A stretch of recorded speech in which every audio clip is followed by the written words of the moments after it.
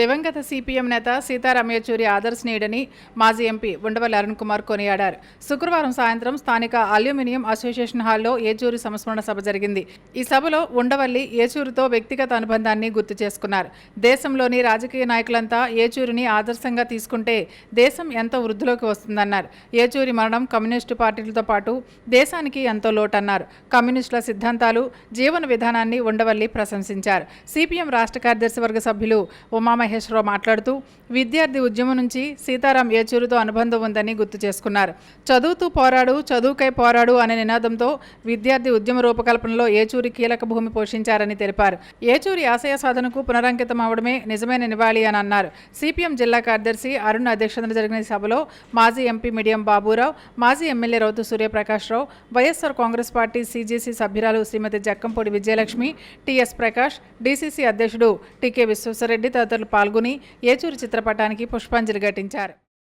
మైసూరు దసరా ఉత్సవాల్లో వినియోగించే ఏనుగులు శుక్రవారం రాత్రి పరస్పరం ఘర్షణకు దిగి బీభత్సం సృష్టించాయి. ధనుంజయ, కంజన్ అని పిలువబడే ఆ రెండు ఏనుగులు శుక్రవారం రాత్రి ఆహారం తింటుండగా స్వల్ప ఘర్షణకు దిగడంతో ఆందోళన నెలకొంది.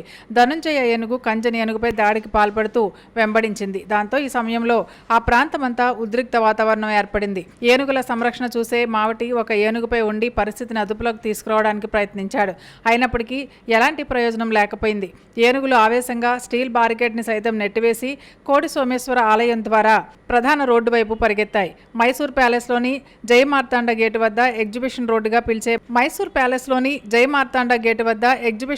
పిలిచే మైసూర్ నంజన్గూడ్ రహదారిపైకి వెళ్లిపోయాయి. నడి రోడ్డుపై ఏనుగులు బీభత్సం సృష్టించడంతో ప్రజలు భయంతో రోడ్డుపై పరుగులు తీశారు.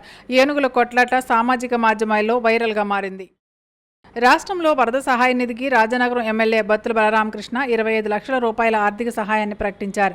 ఈ మొత్తాన్ని శుక్రవారం రాత్రి తన సతీమణి వెంకటలక్ష్మితో కలిసి జనసేన అధినేత ఉప ముఖ్యమంత్రి పవన్ కళ్యాణ్కు అందజేశారు.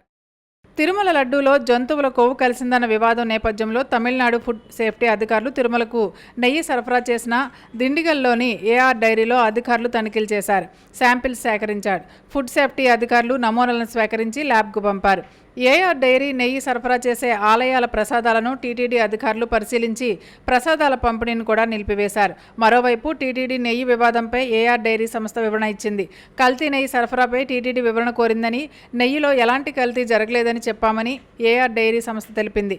టీటీడీకి అన్ని వివరాలు అందించామని వెల్లడించింది. అందుకు సంబంధించిన ఆధారాలు తమ దగ్గర ఉన్నాయని ఏఆర్ డైరీ సంస్థ ప్రకటించింది. తమ సంస్థ నెయ్యిని పరీక్షించామని, ఎలాంటి కల్తీ లేదని రిపోర్టు వచ్చిందని వెల్లడించింది.